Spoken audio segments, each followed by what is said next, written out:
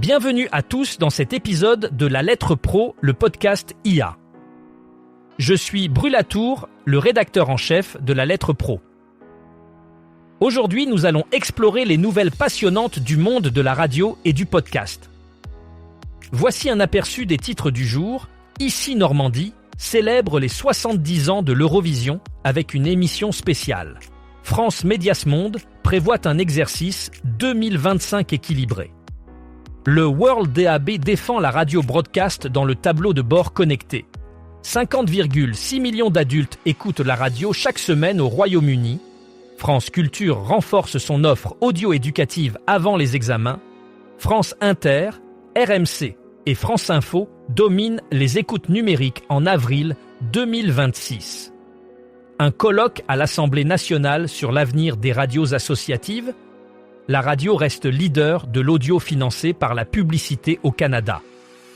Et enfin, Alexandra Beaulieu partage sa vision du métier de commercial. Passons maintenant à notre premier sujet. Pour célébrer les 70 ans du concours Eurovision de la chanson, Ici Normandie, basé en Seine-Maritime et Eure, propose une émission spéciale ce samedi 16 mai de 10h à 11h.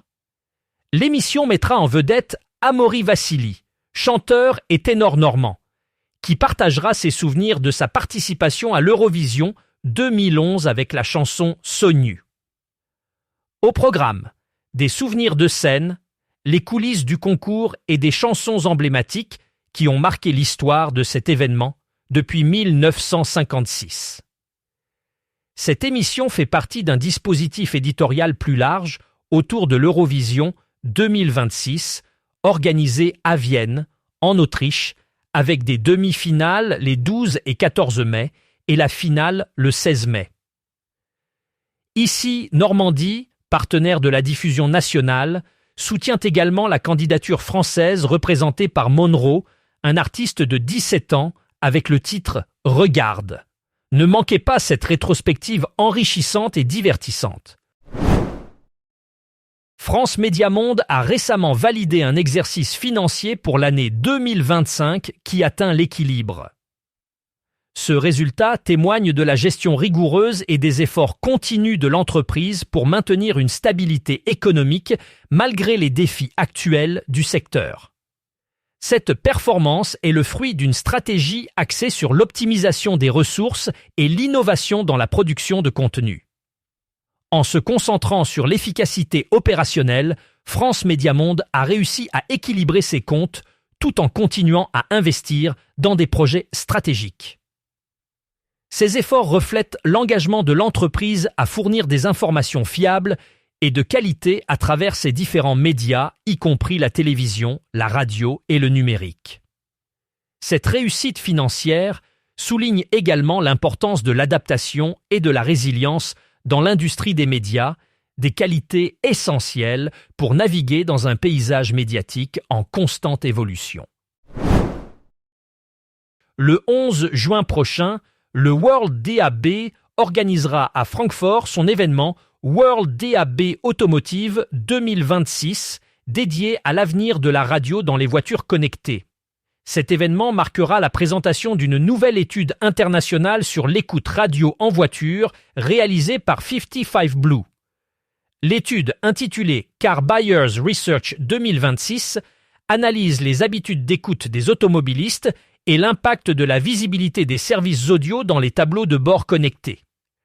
Le World DAB espère que ces résultats aideront les décideurs du secteur automobile et des médias à mieux comprendre les attentes des consommateurs.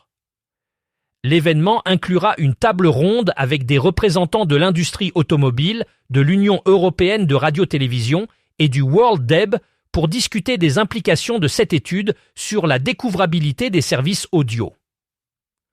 De plus, des sessions aborderont les avancées du DAB+ à l'international et son rôle crucial dans un environnement médiatique connecté. Une nouvelle étude révèle que 50,6 millions d'adultes écoutent la radio chaque semaine au Royaume-Uni. Ce chiffre impressionnant démontre la popularité continue de la radio comme média de choix pour de nombreux Britanniques.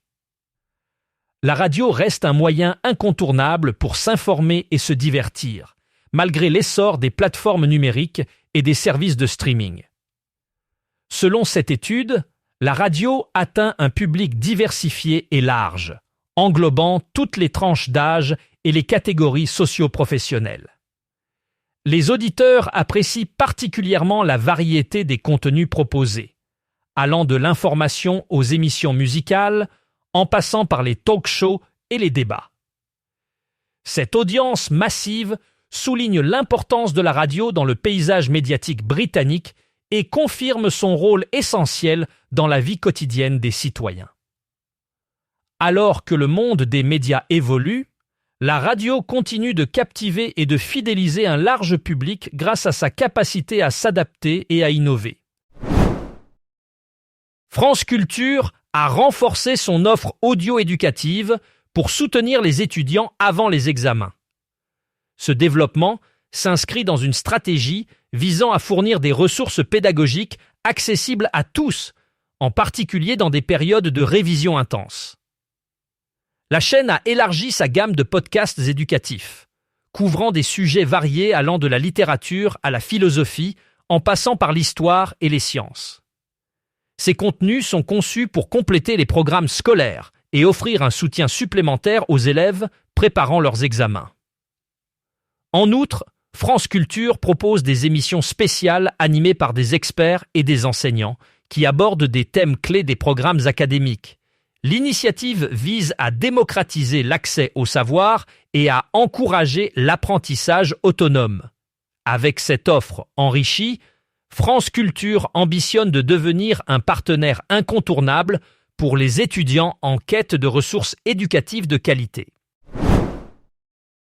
En avril 2026, France Inter, RMC et France Info ont dominé les écoutes numériques, confirmant leur position de leader dans le paysage audio-numérique en France.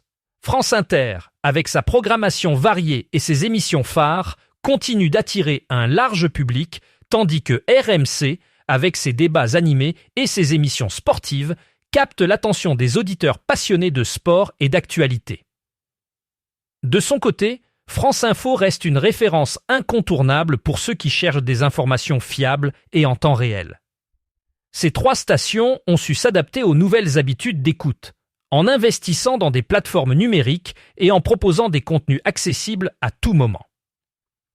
Cette domination s'explique par leur capacité à innover et à offrir des contenus pertinents qui répondent aux attentes d'un public toujours plus connecté. En somme, leur succès témoigne de l'importance croissante des écoutes numériques dans le secteur de la radio. Le 3 juin prochain, un colloque intitulé « Vivante, locale, citoyenne, quel avenir pour les radios associatives » se tiendra à l'Assemblée nationale à Paris. Cet événement, initié par le député Denis Masseglia, rapporteur spécial du budget Médias, Livres et Industries culturelles, rassemblera des représentants institutionnels, des radios associatives et des acteurs du secteur. L'objectif est d'aborder les enjeux démocratiques, budgétaires et réglementaires de la radiodiffusion associative.